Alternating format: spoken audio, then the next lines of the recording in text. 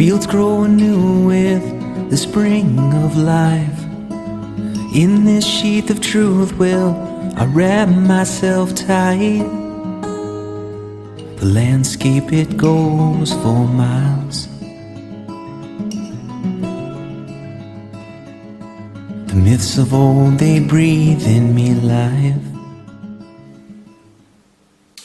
Tracy, great question from you about the whole Garden of Eden story again, and the limiters put on consciousness, on senses.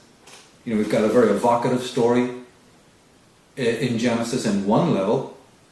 Beautiful garden, lovely trees, animals, a paradise. You know, they even call it paradise. Even the Christians accept that. So we've got that. Then we've got this strange syzygy between Adam and Eve.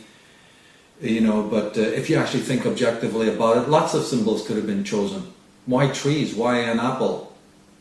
Some people in the Hebrew think it's a fig tree, you know. But I would say, of all the, where did that come from? Where did the symbol of a garden even come from? And then this sort of tragedy that takes place in that theatre, you know, resulting in the woman being called a sinner, hundreds if not thousands of years of denigration of womankind, a sin attributed to Adam, a fall, all of this stuff. We've been covering this in Path of the Fool, and also in Female Illuminati. We're really going to go down to the deepest strata, you know, of what these symbols really mean, so that we're clear on it. So there's no more encyclopedias to read, there's no more dictionaries to read. You know, we have the full story. You know, I went into that story in the Atlantis book, and we delved into a very, very important perspective on it, and the goddess figures in it, you know, or the primal parents. Went into a scenario that comes not out of my head, but out of the myths and legends. I'm just reading what's there. And in Female Illuminati, we'll be doing something very similar, looking at it from another perspective, digging deeper into the myths to find out, you know, what is this God, this Jehovah character? Why so wrathful? Was it, as many of the Hebrew legends are saying, and many other tribes believe, that he was wrathful and angry because the primal parents had learned about sexuality, a moment's pleasure amongst all the toil that they were involved in, that kind of thing. You know, was it just that? So why this wrath?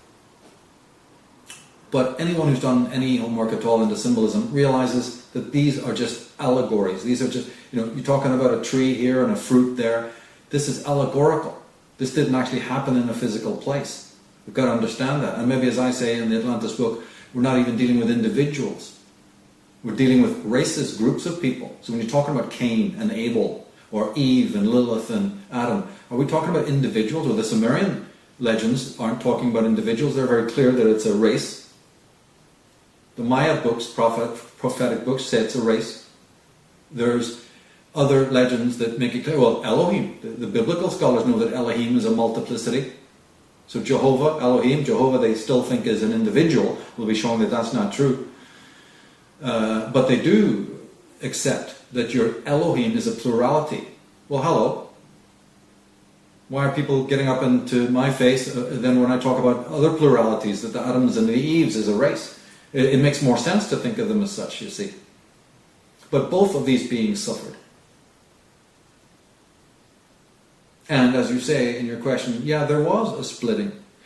But a lot of people talk about that. You've got your Lawrence Gardners, you've got your William Bramleys, you've got your plethora of authors who talk about this moment in prehistory and the idea that there was a split.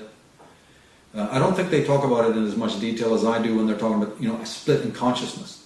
But they never mention the other most important factor in this fall, and that is the trauma that precedes the split.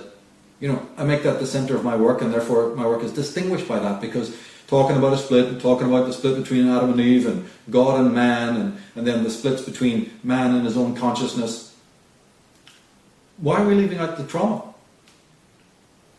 It might even be more important, because trauma and split, you know, could be, can we heal it? Can we find out what it is and then heal it? Well, you can't heal it if you haven't diagnosed it properly. And as you say, all this symbolism between left and right hand paths, pillars, the two trees, all that dualism, Satan and God. But Satan doesn't appear in the book of Genesis in the way that most Christians believe. There's the tempter. But, and there is a serpent. But who made the connection between serpent and devil, or serpent and Satan? It's not in Genesis. It comes later. It's part of the priestlet that they put on us. But does it look to you, when you look into society, does it look like anyone is really that concerned with a return to a paradisical, balanced, non-dualistic state? It's not just people in the fringe movement who are talking about that. This is open to Christianity. Christianity is an open fact that man has fallen from a great height, a great place. He was godlike. He was in a state of perfection. Does it look to you then that anyone has taken that so seriously that they really are truly motivated to regain that state of paradise? Do you see anyone burning for that? Or do you see that people are up to more incarceration? They're living their lives on a practical basis.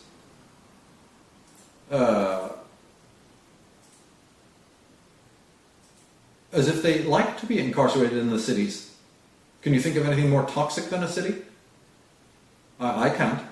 Especially when you really consider the glories of nature. But we're living in high-rises that look like some Shanghai jungle.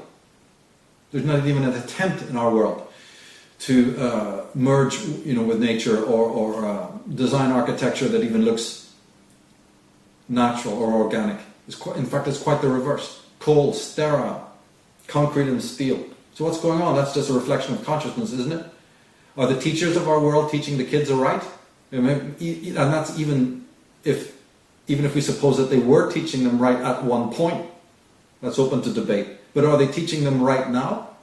Is it so that we have these empty heads, these delinquents running around? Does it look like they'll have a clue? Because at least our forefathers read the Bible, read these works, had a modicum of interest. We're just completely absorbed into the cell phones and electronica. So the generations that are coming, do you really imagine that these people who are so utterly mechanized in not only their consciousness but their surrounds, their environment, their ambience? And as I said, there's a sort of a post-humanism creeping up, a sense of simulacra. People are living in virtual realities. They're living in hyper realities, which just means several times removed from the real reality, and a point comes where you don't even know the real reality anymore. It's not even computing because you've never experienced it. So how would you, at some point even know what real reality is? We are hurtling towards that time. So these wonderful stories that even talk about a fall, be it through the Nephilim, you see, or through God or some other disobedience or whatever, do you really see anymore that this is intriguing anyone, that anybody cares about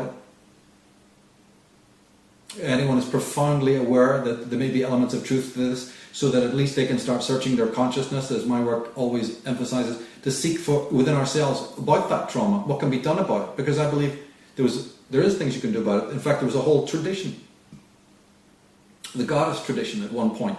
I went into this very deeply in divination and the goddess tradition program that was hell-bent on healing it.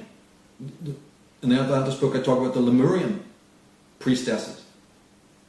This was their sole work. Later on we have the Druids. A great component of their work was the healing of the earth, and part of that was the sanitization of consciousness. So this is obviously a large study that takes you into many, many fields. But we've got to go there, because otherwise then these teachers have been destroyed. The Druids have been destroyed, the true goddess cults have been suppressed. There's nothing left except exploitatory, patriarchal, groups who have arisen out of our ignorance. You see, so there's no choice in it. You either get back to the wild, so to speak, get back into the depths of things, start to re-listen to what nature is trying to tell us, because it's eternal, can't be destroyed, and will be there always when and if we decide we want to start learning things again. and dipping back into the great works as well, to always refertilize, recultivate, reinvigorate our own minds with the works of the great masters. Otherwise, we're naked, stark naked in this world, to be possessed, motivated and remote controlled by the worst of the principalities in high places. That's the choice.